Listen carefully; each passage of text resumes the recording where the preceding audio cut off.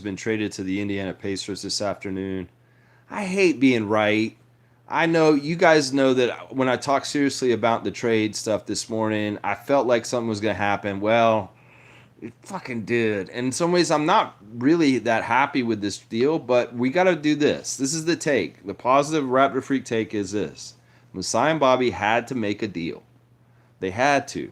This is in some ways, they don't want to do something like last year with Fred. A lot of people have said that. And in some ways, Indiana, they didn't want to give up any of their Canadians. I'm sure we tried our damnedest to get Andrew Nebhard. I'm sure we talked a lot about Benedict Mathurin and different people. Obi Toppin was in the conversation. But we ended up getting Nwara and Bruce Brown and Kira Lewis Jr. from the Pelicans as the third team being involved. Once again, I was right. There's a third team coming in too. And it's not that thrilling. It's like, this is definitely not RJ and Emmanuel, like thrilling. It's not sexy. It's not something where you're like, oh, wow, this is great. No, it's not like that at all. Now, on the download, Nwara's an interesting player. He's 6'8". He's got some size. He's not a bad outside shooting big. Brown, he's going to be what he is. In some ways, I'm not as interested in Bruce Brown. If Bruce Brown gets turned around and traded for a big man next, that's what we're kind of talking about in the Facebook chat right now. I'd be all about that. Kira Lewis Jr., we just saw play against the 905 on Monday with the Birmingham Squadron, is actually a really good player. I would already say that like Kira Lewis Jr. is better than Flynn already. So I could say that about that player in particular. The really big part of this deal is the picks. And I'm anti-draft picks. But, well, they went and got 3 first-round picks from the Pacers today. And that's a big thing. And they're coming in this draft. We're going to get 2 first-rounders in this draft this year coming up because this deal we just did for Siakam. Is either we lose Siakam for nothing, like everybody's worried about, or we make a deal. And in some ways, we can't necessarily dictate what this deal is going to be. Some people, Josh Lewinberg and Orrin Weisfeld, are getting all bent out of shape and say, I'll bet the deal was better with the Warriors. I bet it was this and that. Y'all don't know. And y'all got to understand that Masai and Bobby and them are doing the best they can in the situations of what they got to deal with. And in the long term, let's see what these first round picks turn into. This could end up being a very good thing. But the whole sad thing about today is this is the day that Siakam is not on the Raptors anymore. In some ways, I'm pissed off right now because there's a lot of people out there dancing on the grave of our championship team. And some of them are Raptors fans, quote unquote. Some of them are media people for the Raptors.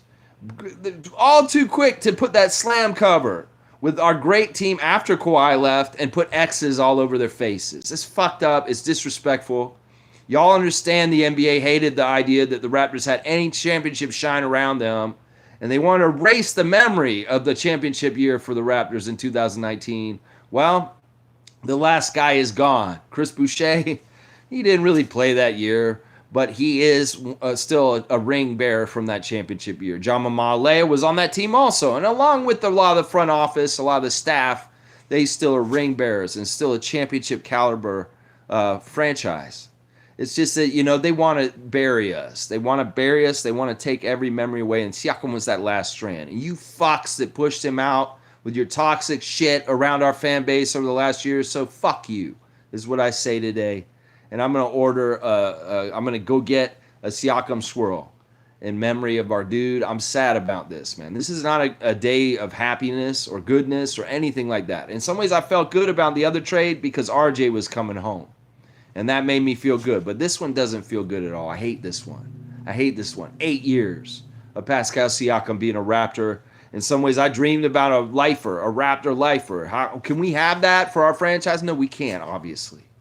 It's not allowed for our team. In some ways, we don't get things that other teams go get down south because it's not allowed for the Canadian team. It's whatever. It's fucked up. It's bullshit. In some ways, now it's your team, Scott.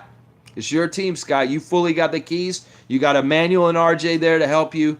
Yeah, it's a changing team real quick, right around you, bro. Shifting sands.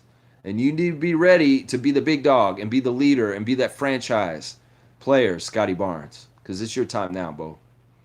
Man, I'm pissed about this. I'm gonna go to McDonald's and go get my Siakam swirl. You better get them now while you can. Limited edition, limited while supplies last. The man has been traded to Indiana, and they're saying all this bullshit. I think that, you know what? I think that one of the main people that was the problem with this whole thing with Siakam the last 2 years. A lot of people are gonna blame the front office. It's not their fault. It's Siakam's agent's fault. He's a fuckface. In fact, after this deal got done, he came out right away. I seen, oh, this is the problem. Siakam's agent's a piece of shit. And it has nothing to do with Siakam as a person. He has hired a guy to represent him, but that motherfucker is a big reason why this shit happened. And nobody's going to say that because nobody talks about that kind of shit. It's not Bobby and Masai. It's the asshole that represented Siakam that's a part of this. In fact, he's already saying all this shit about his future with the Pacers and stuff. I never heard you fucking talk before, agent for Siakam. And now all of a sudden you're coming out and saying all this shit. He's happy to be in a first-class organization. Well, what the fuck is our organization, agent for Siakam?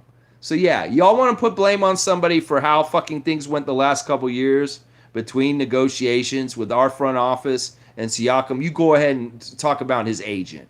His fucking agent. Siakam's agent's a piece of shit, and fuck him. He's the one who was causing all these problems the last couple years. All right, y'all, I'm out. I'm not supposed to even be on right now. It's just a quick reaction to a deal that's, sad. It sucks. I hate seeing that Siakam's leaving. He's not a Raptor no more.